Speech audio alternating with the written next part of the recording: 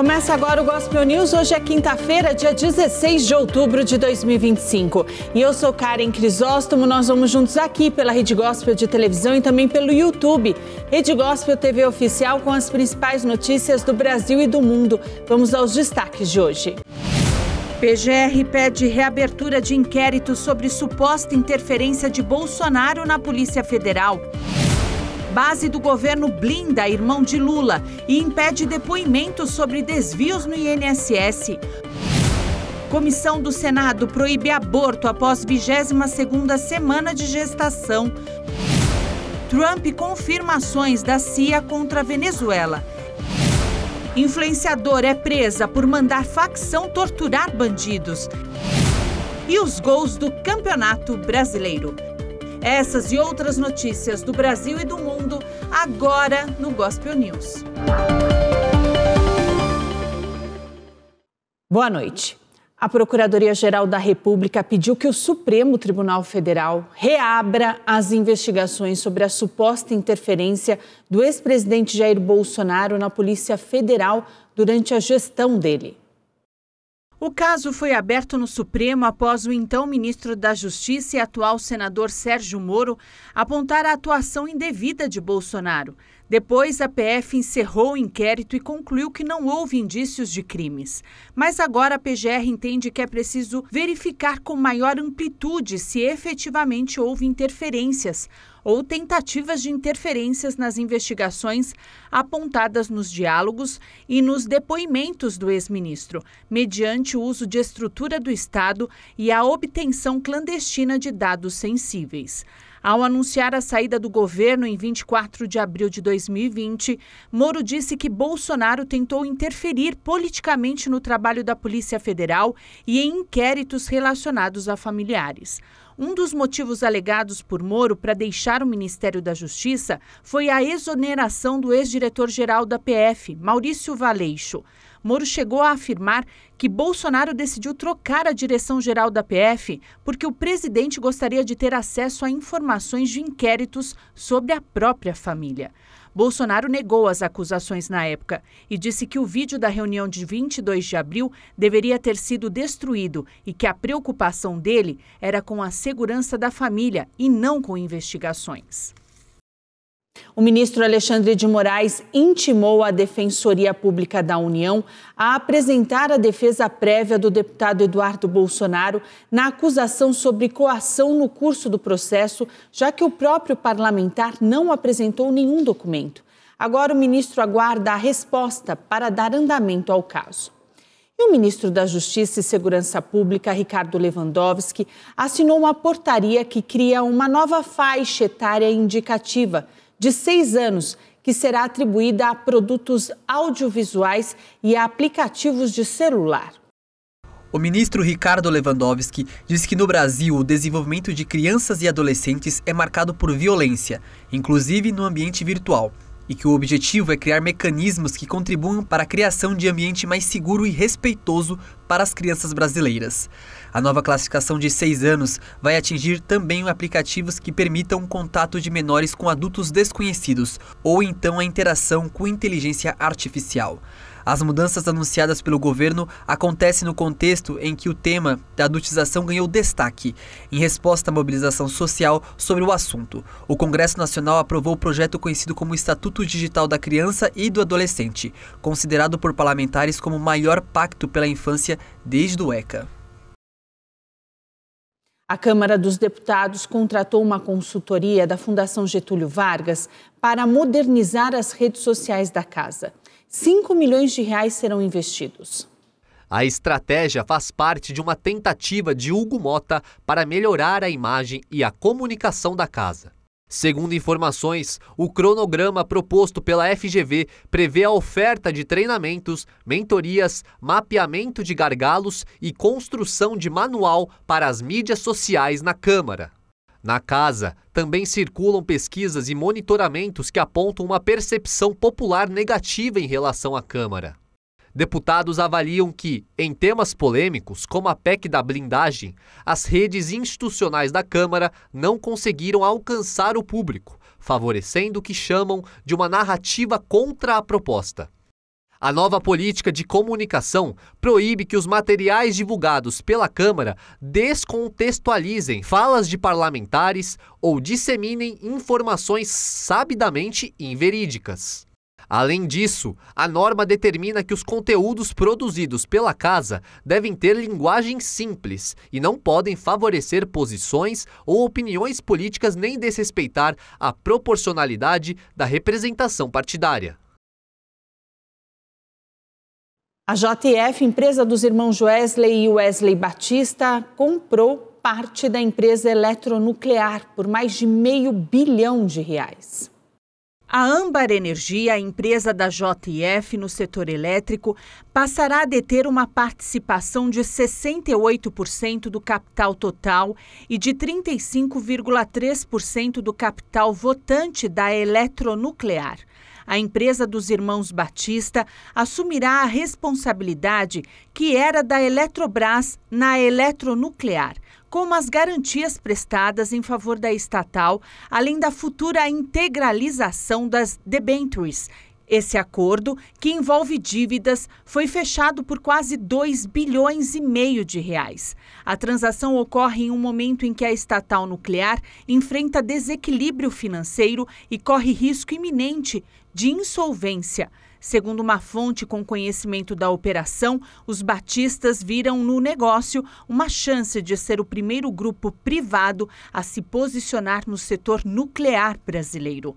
Em comunicado, a Âmbar disse que a aquisição da fatia na estatal nuclear diversifica o portfólio de geração e traz uma fonte de receitas previsíveis.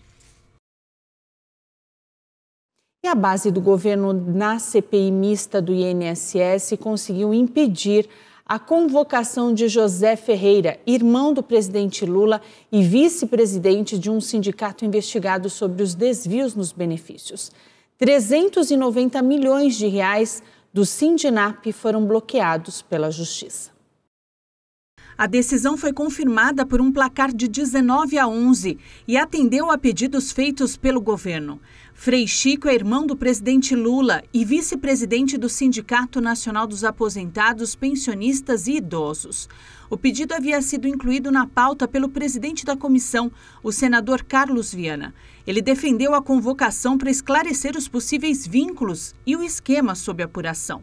Durante a sessão, o clima foi marcado por embates entre parlamentares de oposição e governo na análise de mais de 100 requerimentos.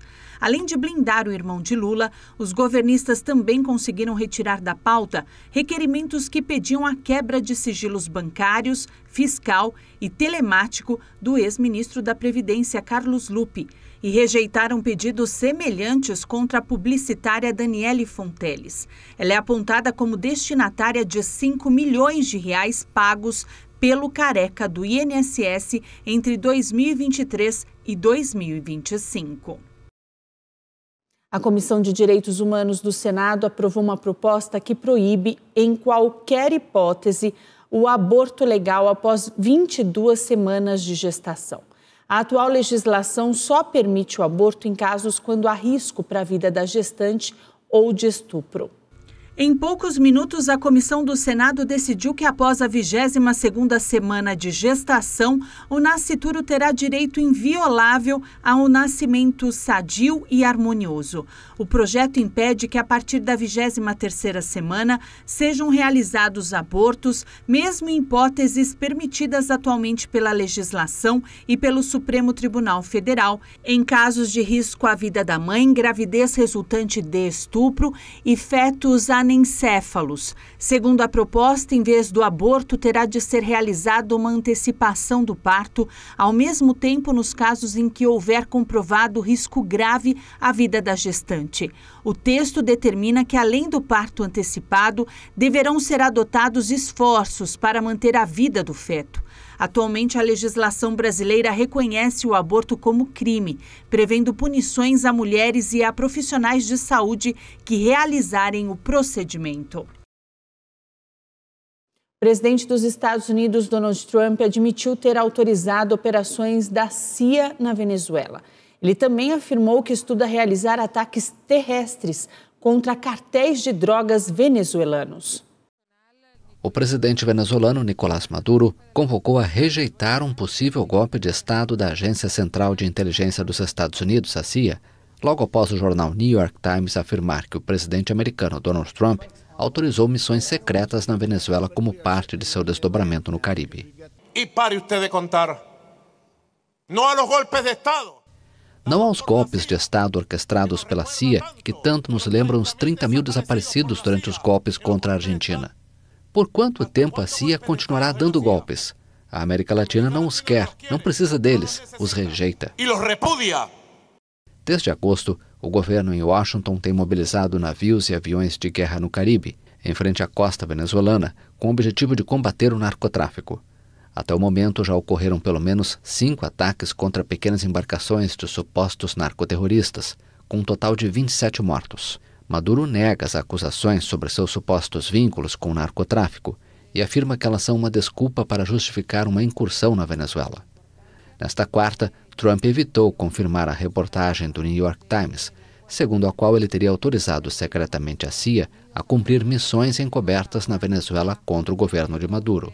Mas o republicano disse que considera atacar em terra cartéis da Venezuela. Donald Trump disse que o primeiro-ministro da Índia, Narendra Modi, prometeu que deixaria de comprar petróleo russo. Já a China defendeu a parceria com os russos e rejeitou as intimidações americanas. O petróleo russo voltou à discussão na Casa Branca. Em entrevista no Salão Oval, o presidente dos Estados Unidos, Donald Trump, disse que o primeiro-ministro da Índia, Narendra Modi, lhe prometeu que Nova Delhi deixaria de comprar petróleo de Moscou. A pressão americana está vinculada ao embargo a produtos da Rússia por causa da guerra na Ucrânia. O governo indiano respondeu, no entanto, que a prioridade seria o interesse de sua população, sem confirmar ou negar a versão de Trump. Anteriormente, Modi tinha defendido a compra de petróleo da Rússia, um parceiro histórico da Índia, apesar da invasão russa da Ucrânia. Ainda na Ásia, a China defendeu nesta quinta-feira como legítimas suas compras de petróleo russo e chamou de tentativa de intimidação as pressões de Trump. A China já declarou sua posição em várias ocasiões: mantermos relações legítimas com países de todo o mundo, incluindo a Rússia. As ações dos Estados Unidos são intimidação unilateral e coerção econômica, que prejudicam gravemente as regras econômicas e ameaçam a segurança e a estabilidade das cadeias industriais e de abastecimento globais. Pequim afirma que não é parte no conflito da Ucrânia, mas Kiev e as potências ocidentais acusam Pequim de ter oferecido apoio diplomático e econômico à Rússia desde o início da invasão ao país vizinho em fevereiro de 2022. A França condenou as execuções realizadas nos últimos dias em Gaza pelos terroristas do Hamas. O grupo afirma que essas pessoas colaboravam com Israel. O Ministério das Relações Exteriores da França condenou nesta quarta-feira o que qualificou de execuções sumárias realizadas nos últimos dias em Gaza pelo Hamas, depois que o grupo islamista publicou um vídeo que mostrava várias execuções de pessoas apresentadas como colaboradoras de Israel. A França condena energicamente as execuções sumárias perpetradas pelo Hamas nos últimos dias em Gaza, declarou o Ministério das Relações Exteriores, acrescentando que são particularmente preocupantes. Desde a retirada parcial das forças israelenses de Gaza, no âmbito do acordo do cessar-fogo promovido pelos Estados Unidos, o Hamas tem consolidado seu controle sobre cidades devastadas do território e executado pessoas em plena via pública. O principal comandante dos Estados Unidos no Oriente Médio pediu ao Hamas nesta quarta-feira que pare de disparar contra civis palestinos, depois que o grupo islamista publicou o vídeo. Pedimos firmemente ao Hamas que suspenda de imediato a violência e os disparos contra civis palestinos inocentes em Gaza, disse o almirante Brad Cooper, chefe do Comando Central do Exército dos Estados Unidos, em um comunicado.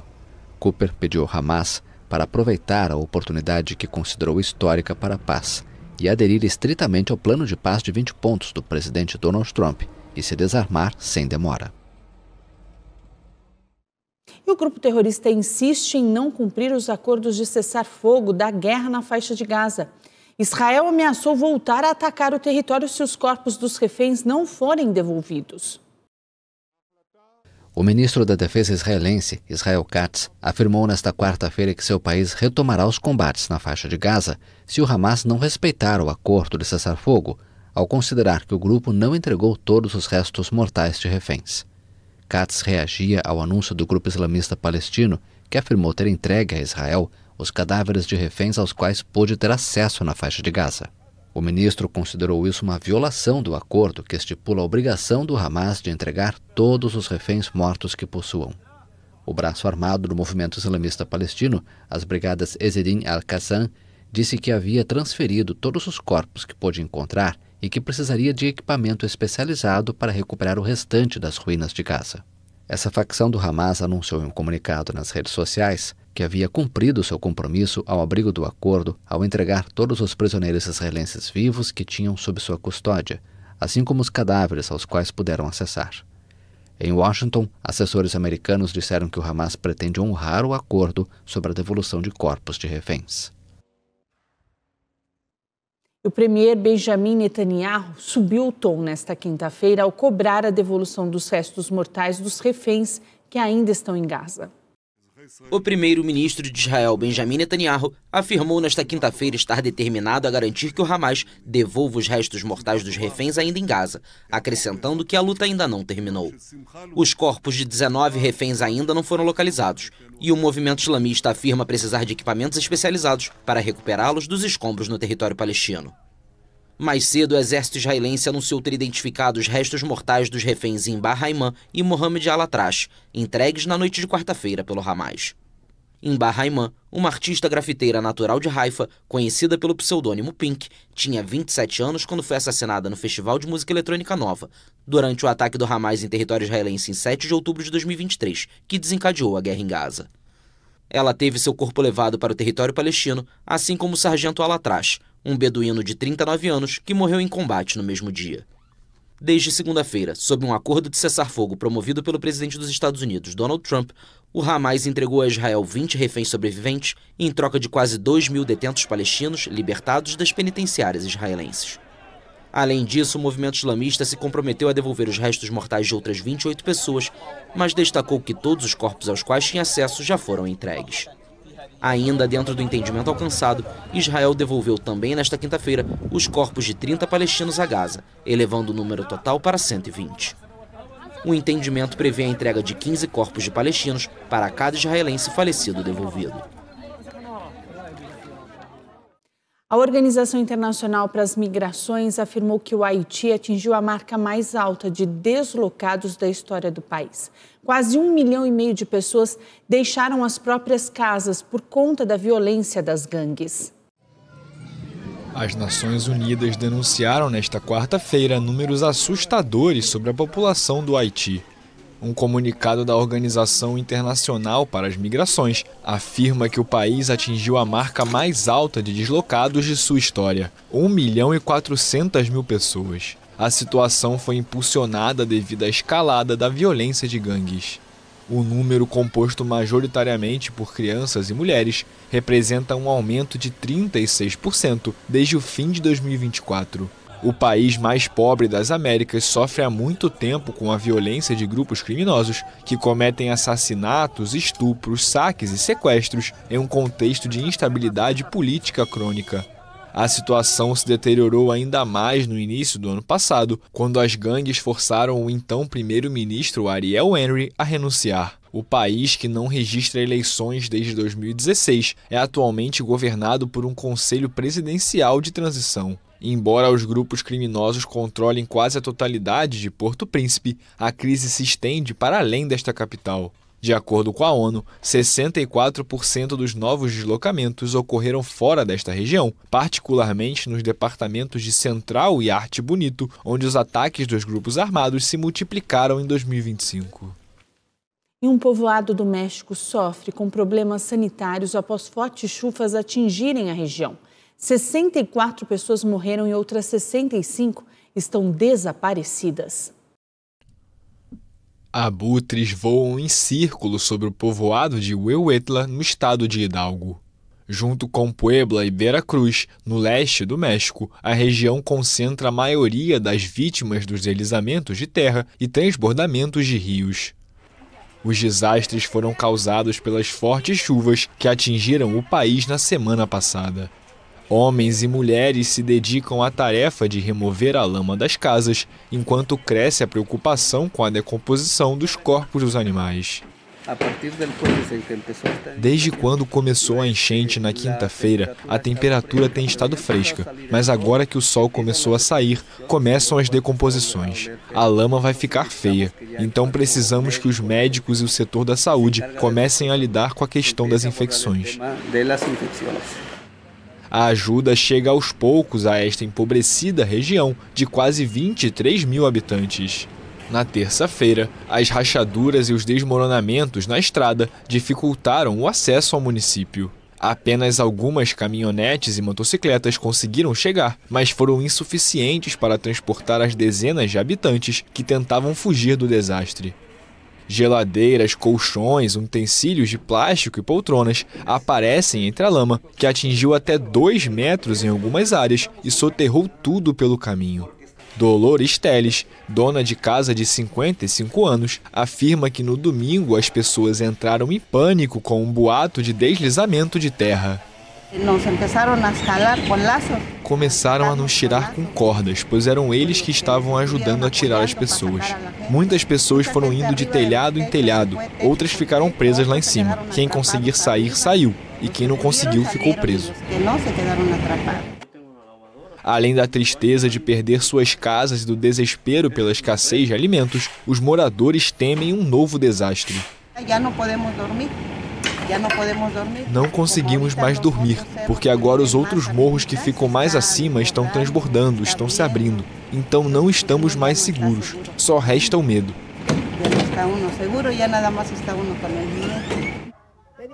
A presidente mexicana Claudia Sheinbaum afirmou em uma coletiva que mais de 4 mil soldados do Exército e da Marinha estão trabalhando nas áreas atingidas, apoiados por dezenas de máquinas para reparar estradas. De acordo com números oficiais, pelo menos 64 pessoas morreram e outras 65 estão desaparecidas por conta da destruição causada pelas chuvas. O Ministério Público do Estado da Baixa Califórnia, no noroeste do México, informou que as instalações na cidade de Tijuana foram atacadas com drones. Segurança reforçada na cidade mexicana de Tijuana, na fronteira com os Estados Unidos. O Ministério Público do Estado da Baixa Califórnia informou que suas instalações foram atacadas com drones, que lançaram explosivos artesanais, contendo pregos, balas de chumbo e pedaços de metal. Os ataques ocorreram na quarta-feira e causaram danos em alguns veículos no pátio do edifício, mas ninguém ficou ferido. Tijuana é um importante ponto de passagem de pessoas e mercadorias para os Estados Unidos, além de ser um ponto de trânsito de drogas.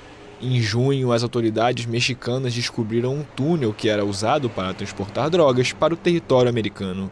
Em setembro, veículos que se encontravam nas instalações do Ministério Público em Tijuana e na cidade de Ensenada foram atacados com coquetel Molotov.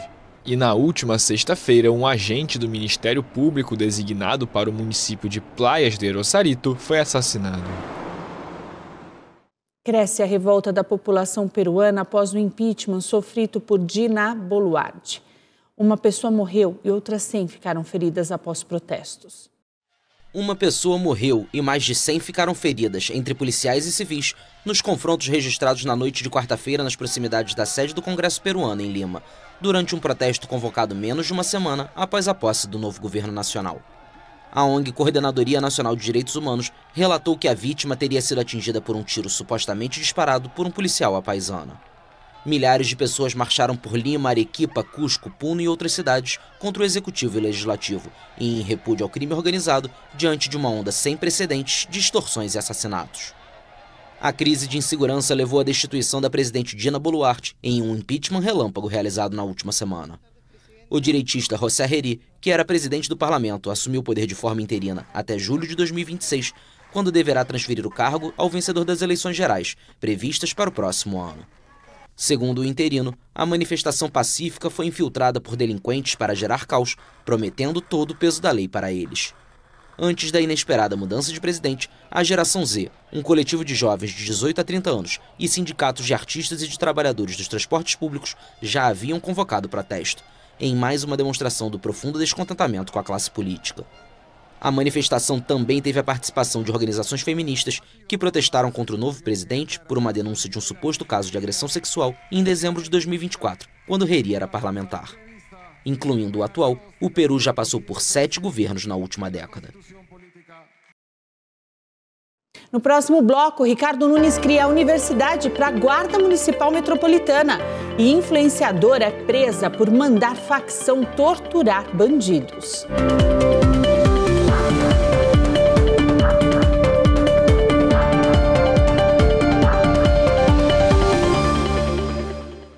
O Ministério da Saúde atualizou para 41 o número de casos confirmados por intoxicação por metanol. 107 investigações estão em andamento. O Brasil chegou a 42 casos confirmados de intoxicação por metanol. Segundo o Ministério da Saúde, outros 469 casos foram descartados nacionalmente.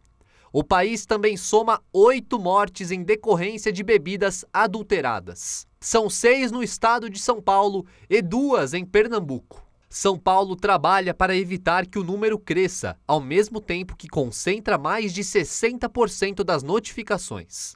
Isso porque o governo do estado publicou uma nota afirmando que chegou a 339 o número de casos descartados por intoxicação. Segundo a gestão de Tarcísio de Freitas, o avanço é resultado do trabalho de testagem e análise epidemiológica. A Polícia Civil de São Paulo também anunciou que destruiu mais de 100 mil garrafas apreendidas em um galpão clandestino na zona leste da capital. O Ministério da Saúde também afirma que outros 10 óbitos estão em investigação na Paraíba, 1 no Paraná, 1 em Mato Grosso do Sul, 3 em Pernambuco e 4 em São Paulo. A Câmara Municipal de São Paulo aprovou um projeto do prefeito Ricardo Nunes que cria uma instituição de ensino superior ligada à Guarda Municipal Metropolitana. De acordo com Nunes, a criação da Academia de Ensino e Pesquisa em Segurança Urbana nasce da necessidade de fortalecer as políticas municipais de segurança urbana por meio da valorização do conhecimento, da pesquisa e da formação continuada. Ele argumenta ainda que a universidade voltada à segurança pública será pioneira no país e irá promover inovação, excelência e maior integração com a sociedade. Segundo o regimento interno da Câmara Municipal, ainda será necessário pelo menos 28 votos de vereadores para que a universidade realmente seja instituída. Caso aprovada, nessa segunda votação, seguirá para a sanção do prefeito.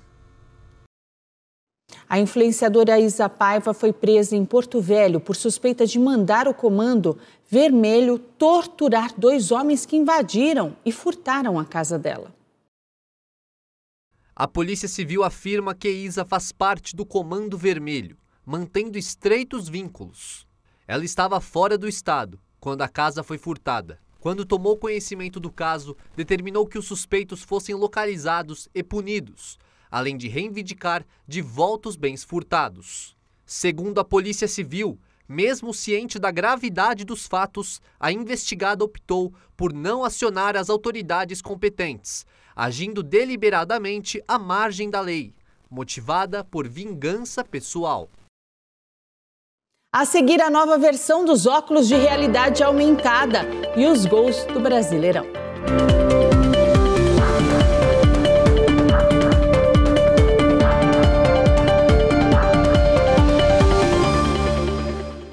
A Apple anunciou a nova geração dos óculos de realidade aumentada. A Apple anunciou a nova versão do Apple Vision Pro com um processador mais poderoso. O aparelho agora roda a partir do M5, o chip mais avançado já desenvolvido pela própria maçã. Ele aumenta a performance na renderização gráfica, inclusive para rodar elementos de iluminação ou partículas, e permite o desenvolvimento de experiências ainda mais completas e imersivas por desenvolvedores. Outra adição está no design. A companhia lançou uma nova alça com malha dupla que melhora o conforto do usuário ao usar o headset mesmo por períodos prolongados. E o preço? Bom, esse segue o mesmo. Aqui no Brasil, o aparelho será vendido por pelo menos R$19 mil. O Ministério Público de São Paulo denunciou nesta semana o ex-presidente do Corinthians, André Sanches, pelos crimes de apropriação indébita, lavagem de dinheiro e crime tributário. Segundo as investigações, ele teria usado o cartão corporativo do clube para gastos pessoais que somam quase R$500 mil. Segundo o promotor Cássio Concerino, responsável pelo caso, a quebra de sigilo bancário revelou que Sanches usou o cartão corporativo em compras particulares, em drogarias, clínicas laboratoriais, hospital, uma loja duty free, posto de gasolina e uma joalheria. Além do ex-presidente, o atual diretor financeiro do Corinthians, Roberto Gavioli, também foi denunciado por omissão. O promotor destacou que Gavioli tinha o dever jurídico de impedir, averiguar e fiscalizar as movimentações, além de elaborar relatórios internos e prestar contas à diretoria. Em nota assinada por seu advogado Fernando José da Costa, a defesa de Sanches afirmou ter sido surpreendida pela denúncia apresentada em processo separado e sem vínculo com o inquérito original. Segundo o comunicado, o conteúdo da acusação só se tornou público após uma coletiva convocada pelo promotor responsável. O texto também classificou a denúncia como inepta e excessiva. O promotor também disse que o próximo passo é investigar a gestão de Duílio Monteiro Alves entre os anos de 2021 a 2023. E o atacante Estevão é finalista do prêmio Golden Boy de 2025. O jovem brasileiro chegou ao clube Chelsea em julho e ganhou o coração dos ingleses. A cerimônia da entrega do prêmio ainda não tem data marcada. Palmeiras e Flamengo seguem disputando o título do Campeonato Brasileiro. Os dois times venceram e agora esperam o confronto direto que pode mudar a reta final do torneio. Já o Corinthians não viu a cor da bola, foi derrotado pelo Santos. O time de Abel Ferreira venceu de virada o Bragantino no Allianz Parque. John abriu o placar aos 38 minutos após cobrança de pênalti. Mas antes de terminar o primeiro tempo, Bruno Fux empatou. No segundo tempo, Vitor Roque virou a partida. Depois, Felipe Anderson fez o terceiro. O quarto foi anotado por Flaco Lopes. E Vitor Roque fez o quinto gol do Verdão. O Flamengo segue na cola do Palmeiras. O rubro-negro enfrentou o Botafogo fora de casa e venceu por 3-0. Pedro fez o primeiro, Luiz Araújo o segundo e Gonzalo Plata fechou o marcador. O Santos recebeu o Corinthians na Vila Belmiro e mostrou muita força desde o início do confronto. José Rafael abriu o placar de cabeça aos 4 minutos. No final do primeiro tempo, Álvaro Barreal fez esse golaço aí para ampliar o marcador. No segundo tempo, Roleiser fez o terceiro e Ranieri diminuiu para o Corinthians. Placar final, 3-1 Santos. Gospel News desta quinta-feira fica por aqui. Eu desejo a todos vocês uma ótima noite. Amanhã, a partir das 7, nós estamos de volta com as principais notícias do Brasil e do mundo. E até lá, você fica muito bem informado no YouTube Rede Gospel TV Oficial e também no Spotify Gospel News em 3 minutos. Uma boa noite para todos vocês e até amanhã.